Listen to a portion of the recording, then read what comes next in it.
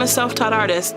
But I also call myself a mother-taught artist because my mother is an artist. So I grew up understanding you make your own things, and that's how you make your life. I've lived here in Homewood for 6 or 7 years, and I continue to respond to my neighborhood as actively and as presently as I can, as an artist, as an educator, and as somebody who fundamentally believes that art is a part of justice. And so I found a place to live where I could live and work in the same space, but I could also be inspired by the neighborhood. I could be activated in the ways that I've been charged and directed throughout my life. All of that I found in Homewood. I was sitting on my porch one day and I heard a whole bunch of gunshots at 4 o'clock in the afternoon. And I just decided not to just feel bad about it anymore. And I wanted to find a way to say stop. I started with 200 signs, and I think now we've made 2,000. So Love Front Porch is the name that we gave what was happening on my front porch.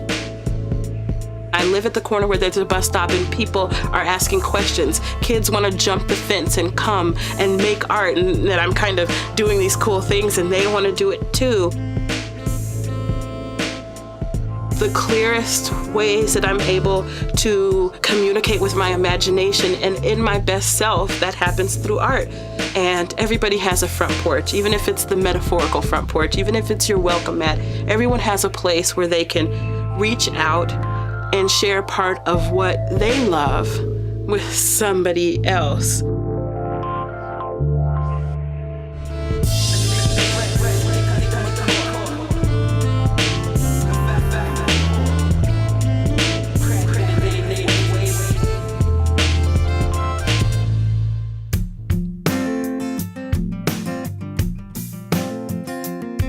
Our studios are housed in a large industrial building. It has been mostly vacant for the past 10 years. New owners came in a year and a half ago and purchased it to put businesses in, but then artists need studio space in Pittsburgh, and one by one, artists just started coming into the building, and it became this very organic process where we formed this community over the last year with 40 plus artists in this industrial space now.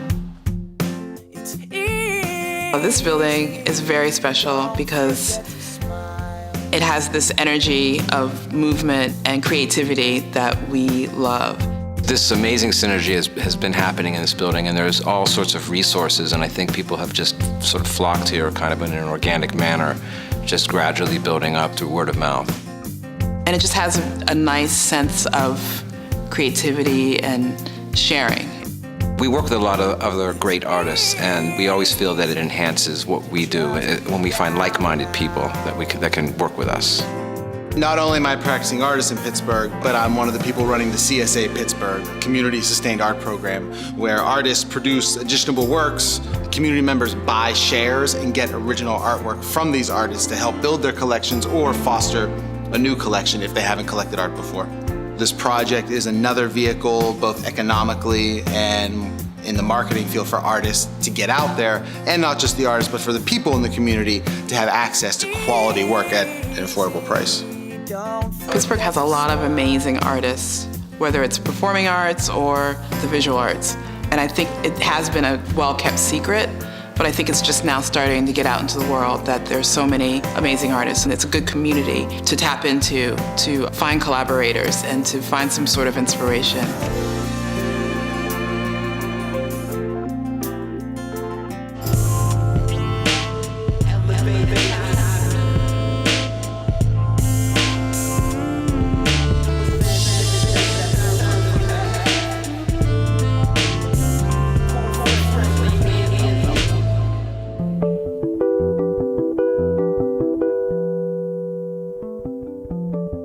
The Flight School Fellowship is a professional development program for individual artists in southwestern Pennsylvania. The goal is to give artists the tools, confidence, and community to actually move forward in their career on their own. So we aren't looking at what they do in their studio, but looking at what they do to promote themselves as artists, to further their career, to get sales, to get exhibitions, to get grants, to publish books, and to get their work out there. The Flight School Fellowship is a concept from Hillary Robinson, the former fine arts dean at Carnegie Mellon University. Over the course of weekend workshop and then 8 weeks following that, we present tools to the fellowship group. We wanted to figure out a way to incubate those artists and keep them here and create a city where individual artists thrive. I think it's a very unique program that you actually wouldn't find anywhere else in the country. And for Pittsburgh artists, it's a unique opportunity for them to really focus on their careers and talk about the things that they don't usually talk about with other artists or with other professionals. Artists are able to get grants and create projects and actually collaborate across disciplines with the community that is actually created within each fellowship group.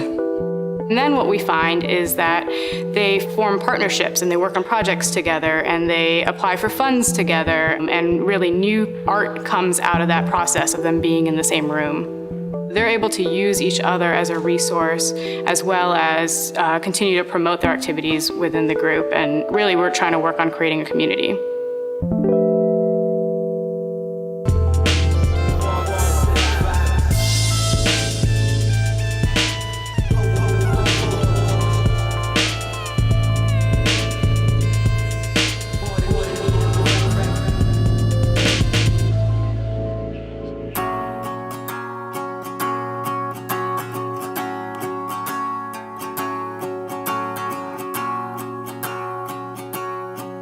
City of Asylum began in 2004 to provide sanctuary to writers exiled under threat of persecution. Writers in exile have come from countries ranging from China, El Salvador, Burma, Venezuela, and we've had visiting writers now from 42 different countries. We found that making a home for freedom of speech and writers that are persecuted also made a better home for our own community. So now we offer a full range of literary programs. When you think of the word sanctuary, you think of a closed place, a shelter. But in our case, in the north side of Pittsburgh, the community is actually the sanctuary for our writers. We gathered neighbors from the community to guarantee that the program could exist because we're a grassroots program, unlike any other program in the world. We felt it was really important to be a grassroots organization.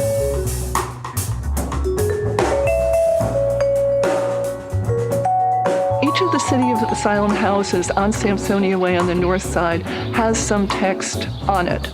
The first house that we developed was the House of Wang Shan, our poet from China, and he wrote an anthology of his poems on the face of the house.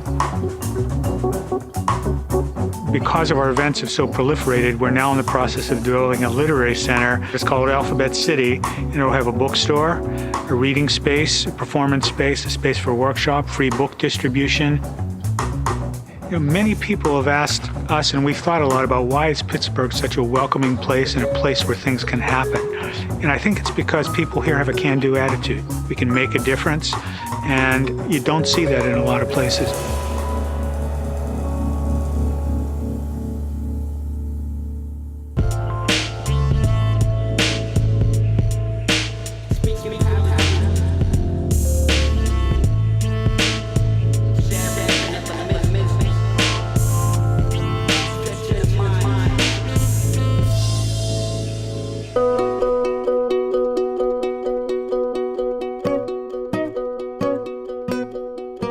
Talk Pittsburgh is a transparent mobile talk show that goes to all 90 neighborhoods in Pittsburgh in order to basically get folks in Pittsburgh talking about what they like, what they don't like about their neighborhoods.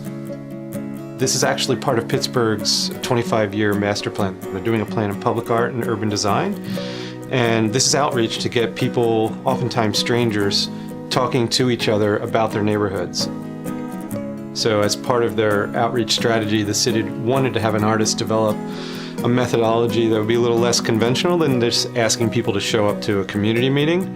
And so what we have here is, a strategy where the meeting goes to the city, goes to people. And one of the things I learned was that even though most of us have never been on a talk show, everyone miraculously knows how to behave on a talk show. So it's a really comfortable way in which someone can tell their own story, but that story can then get reframed. I think experimentally, Pittsburgh's actually a really unique city. It's starting to build an audience. You can do anything here. You can try and fail and try again on projects. You don't need to have a tremendous amount of money to get something off the ground.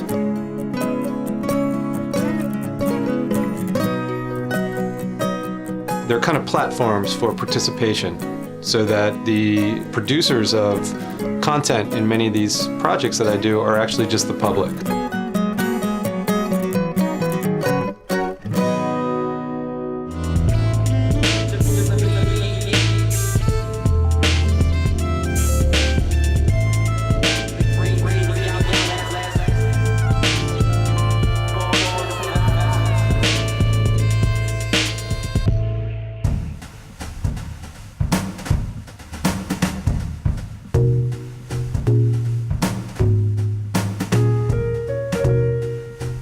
The Kelly Strayhorn Theater is a neighborhood-based contemporary performing arts center. And actually, we're more than performance. We do film as well, and lectures and workshops. We really want to be the place where people in our neighborhood come to for an interesting art experience, but also to meet other people in the neighborhood. When I started, I felt like there was an opportunity for a place to really be a neighborhood hub, to be the neighborhood theater, and really be the place where on a Friday night, people might say, oh, I wonder what's going on at the Kelly Strayhorn. Let's stop by, let's see what's happening.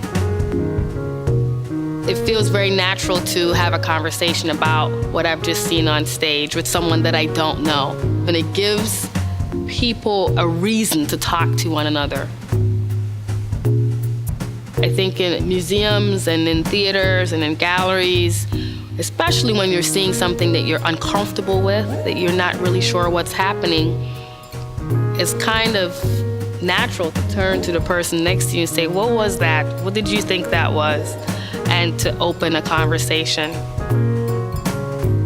There's also, I think, a community of support amongst artists. People are friendly and supportive of one another, and it's a very fertile ground for testing and developing over time.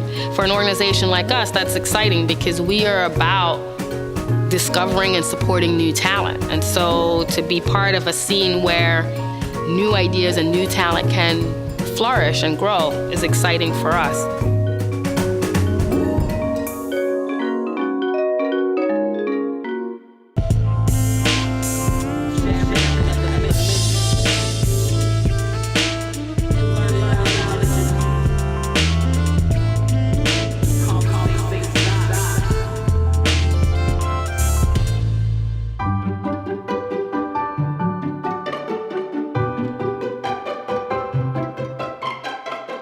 Kappa is a very extraordinary and amazing performing arts public school in Pittsburgh, Pennsylvania, where kids who are in 6th grade all the way to 12th grade get to learn from professional artists in the areas of dance, visual arts, music, theater, technical theater, and writing. Kappa is live. It is always energetic. The vibe is so great here. It's like we're family. I think by studying these kinds of disciplines at Kappa, our kids are learning how to be creative. I think they're learning how to have a passion for something in their lives, and they're learning that they can accomplish something greater with a group of people than they can by themselves. We go out there and share the talents that we have with other people. They're very inspired, and it brings them to us so that they can learn about different art forms as well. All the instrumental teachers here, they've all pushed me to get better at music. Keep going with studies, participate in outside events. It all has contributed to my development as a musician and a person. I learned so much just about my type of arts, my music, from Kappa that I feel like I'm ready to go out in the world and share it with everyone. Kappa is truly why I am who I am today. I have learned so much, vocally, academically, and honestly, there's no place like Kappa. and we teach all these things through music, through dance, through art, I think they're learning a much greater lesson. Whether they choose to continue doing music later on in life or not, they take what they learn and become something bigger.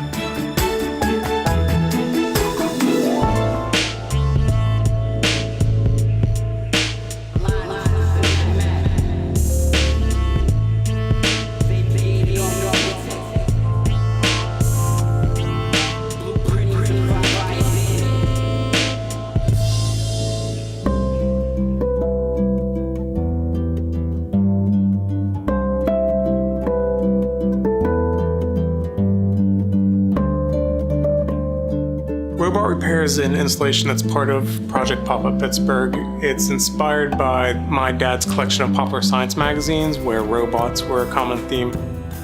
I just needed a vehicle to tell these different stories, and the tiny robot inside was a way for me to do that.